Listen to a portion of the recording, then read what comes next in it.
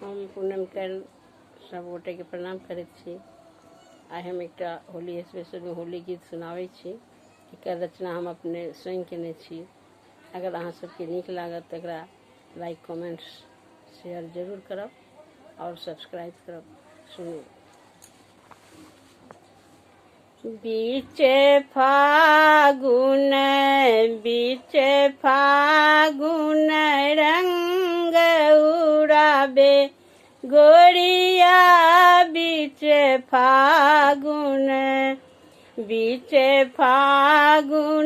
रंग उड़ाबे गोरिया बीच फागुन। आयल बसंत कंत नहीं आयल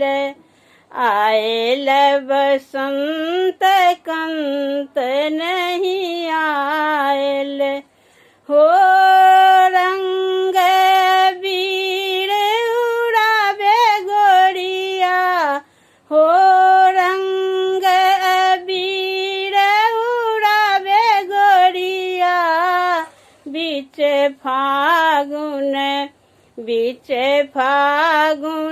रंग उड़ाबे गोरिया बीच फागुन। पिया परदेस गेल सुधि बुद्धि भूलि गेल। पिया परदेस गेल सुधि बुद्धि भूलि गेल। हो पीहू के तान उठाबे गोरिया हो पीहू के तान उठाबे गोरिया बीच फागुन रंग उड़ाबे गोरिया बीच फागुन। होली खेलती मोरा बहिया मुरुछि गेल। होली खेलती मोरा बहिया मुरुछि गेल। हो भिजी गेल पाँचो रंग चिड़ा सखिया हो भिजी गेल पाँचो रंग चिड़ा सखिया बीच